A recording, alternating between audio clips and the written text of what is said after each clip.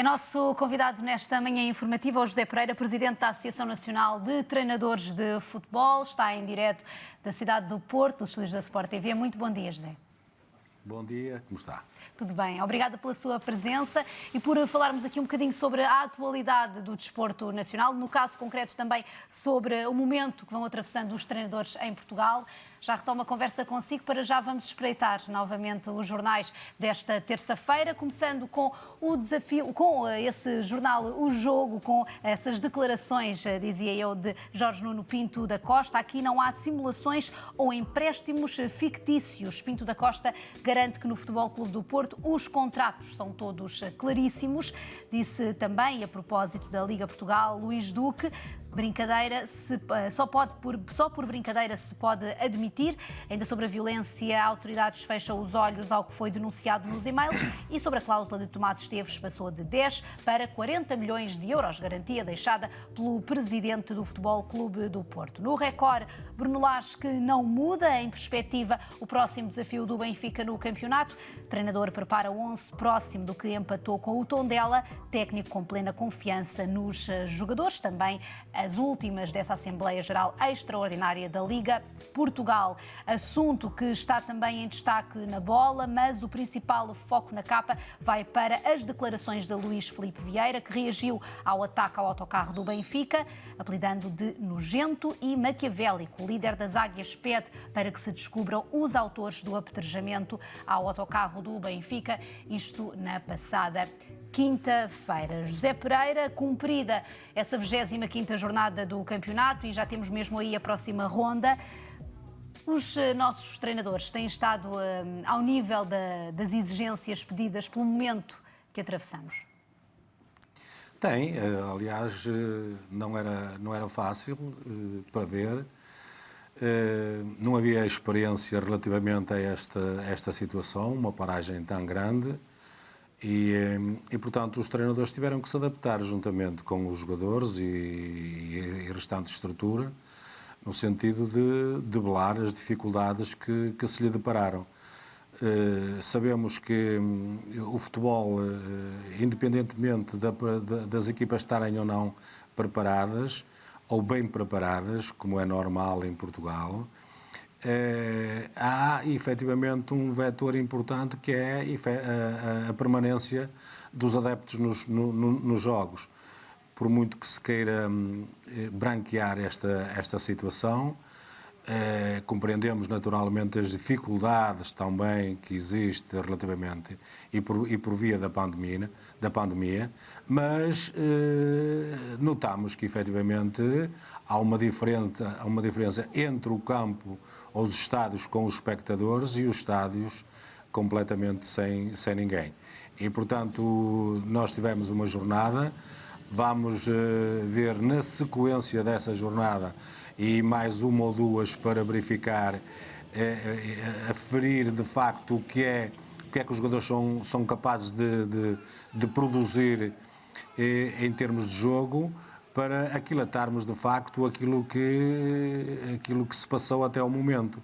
Naturalmente que os treinadores também têm que estar disponíveis para adaptar e modificar alguma coisa que porventura pensem que não está de acordo com aquilo que seria o seu desejo, aquilo que é a sua exigência para com o próprio plantel. Na perspectiva do trabalho dos treinadores, José, considera uma boa medida esta ontem aprovada das 5 substituições e já agora dos novos jogadores suplentes? Nós, na Associação Nacional de Treinadores de Futebol, já discutimos isso há muito tempo. Há anos que se discute a possibilidade de termos 5 substituições, desde que não interfira, digamos assim, não vá prejudicar o tempo de jogo, o tempo útil de jogo. Isto é uma questão. Outra questão é, efetivamente, fazer-se agora, numa altura, aliás, como disse o técnico, o nosso colega Vítor Oliveira ontem, quer dizer, quando fez a convocatória ainda não sabia se haviam 5 ou 3 substituições. Havia portanto, hipótese, isto prejudica... Peço desculpa. Havia a hipótese apenas, não estava confirmado. Exatamente. E, portanto, ele, quando fez a convocatória, não sabia se havia a possibilidade de fazer 5 substituições ou 3 substituições. Por outro lado, também, estas alterações, não sendo a meio da época, sendo nesta fase final, também são prejudiciais para os clubes menos dotados em termos financeiros. Isto porque normalmente têm um plantel mais curto e naturalmente não está à altura de poder utilizar as 5 substituições quando elas são permitidas.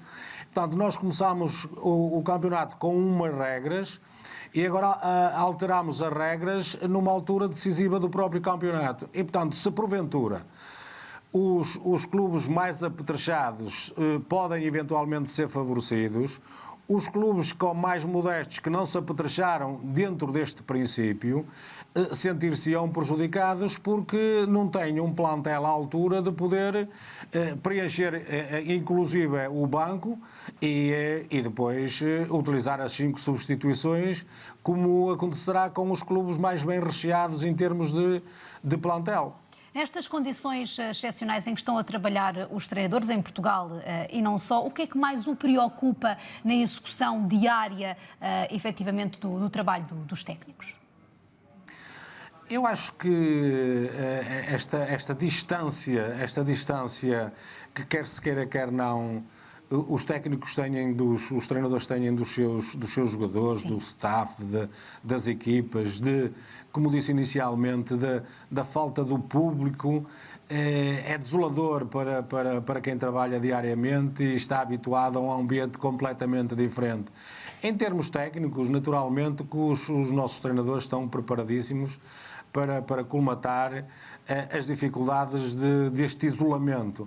Mas depois há todo um conjunto de circunstâncias que não permite que haja aquela afetividade que normalmente há entre os treinadores, jogadores, público, enfim, e os adeptos, que naturalmente são uma mola muito importante na vivência e no desempenho das próprias equipas. Então será muito por aí, por essa ausência também de ligação direta entre treinadores e jogadores. José, a Associação de Treinadores de Futebol esteve reunida com a Liga e com a Federação Portuguesa de Futebol na análise ao Código de Conduta elaborado pela Direção-Geral da Saúde neste contexto de pandemia. Sente que foram suficientemente ouvidos os técnicos portugueses a propósito desta adaptação do futebol? Há pouco falava sobre Vítor Oliveira. Fizemos parte, nós falámos, eu falei com alguns treinadores, naturalmente, só que isto não está dependente de nós. Há situações onde, de facto, a Direção-Geral de Saúde, e na altura que decidiu esta situação, nós vivíamos numa altura em que havia bastante receio. Esteve em risco de não se fazer jogo nenhum, como aconteceu efetivamente com as outras divisões. Agora, efetivamente, o fator económico, enfim, pesou significativamente para que os clubes, enfim, e sabe-se, a movimentação dos próprios clubes junto do Primeiro-Ministro, enfim, para que se pudesse concretizar os campeonatos, porque há equipas que estão extremamente dependentes dos subsídios televisivos. Eu atrever-me a dizer que algumas, o seu orçamento é quase exclusivo do próprio subsídio das televisões e por isso ia criar muitas dificuldades, quer aos jogadores, quer aos fornecedores dessas equipas, quer aos treinadores, quer a toda a gente, porque realmente a situação dos clubes, e por aquilo que nós nos vamos apercebendo também, está sempre à espera destas verbas para poder responder àquilo que são as suas obrigações mensais. E por isso havia muita dificuldade e estávamos sujeitos a que não houvesse vencimentos nem para jogadores, nem para funcionários durante todos estes meses, o que, enfim, era, digamos assim, um pouco prejudicial para todos esses elementos que fazem parte das estruturas dos próprios clubes. Os clubes e os treinadores estão reféns da economia? Penso que não é só os clubes e os treinadores, é nas empresas, é em todo lado. Estamos sempre reféns de quem efetivamente tem a obrigação de pagar os nossos vencimentos. José, já o assumiu, que esperava um futebol triste, sem o habitual espetáculo, uma vez que temos os estádios sem público nesta retoma da competição. Foi isso que percebeu e que assistiu nesta ronda 25, a já cumprida? Sim, notou-se. Há uma certa apreensão e uma certa distância. Não há aquela ligação que nós víamos dos próprios jogadores, embora deixem-me dizer aqui publicamente que me surpreendeu a dinâmica que efetivamente as equipas demonstraram nos jogos que efetuaram nestas condições.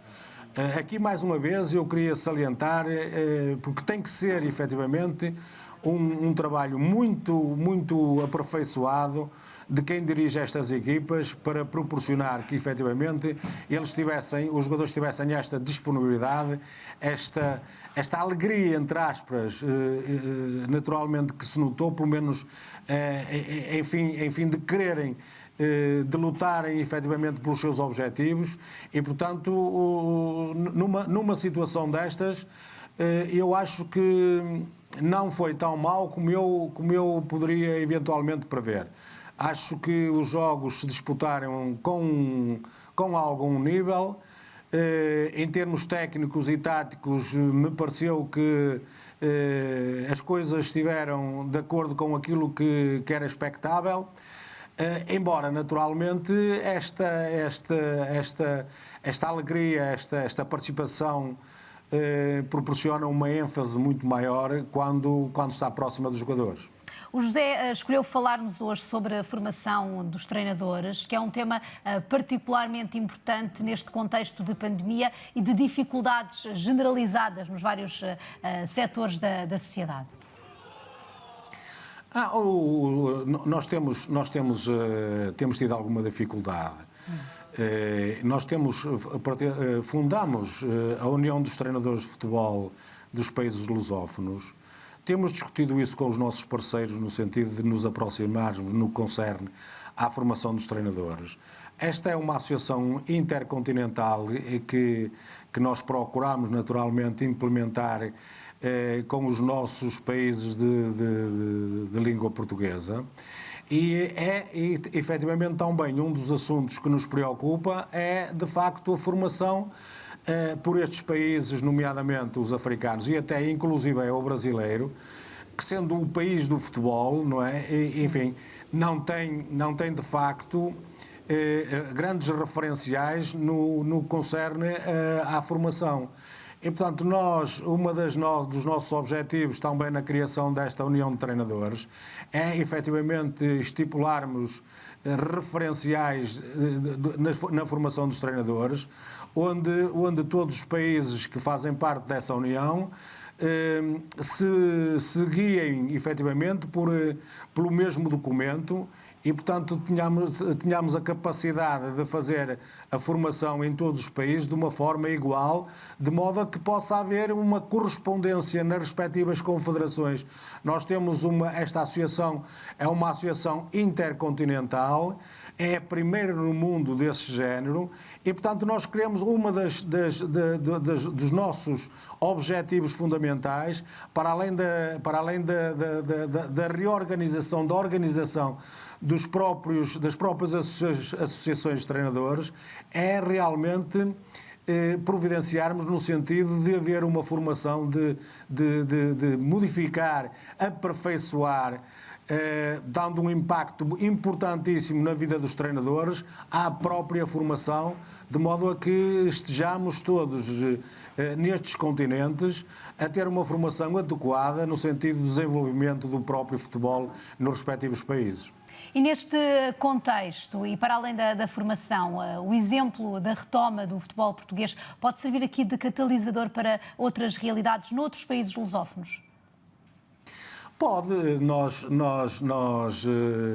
nesta situação, estamos na expectativa de que os outros países, naturalmente, também consigam adaptar-se, digamos, a estas dificuldades que decorrem desta pandemia. E, portanto, nós temos feito contactos, nós temos feito seminários semanais, no sentido de trocarmos impressões com os nossos colegas, nomeadamente os africanos e os brasileiros. E, portanto, dentro dessa perspectiva, entendemos que acabamos por nesta troca de conhecimento e de experiência, fazer com que as respectivas associações de treinadores nos seus países tenham competência, digamos assim, para, junto das respectivas federações, os poderem auxiliar no sentido da resolução dos problemas inerentes a esta pandemia. José Pereira, agradeço-lhe a disponibilidade para estar hoje em direto connosco, pelos seus esclarecimentos, a sua análise também. Muito obrigado. Muito obrigado. Mantenha-se bem.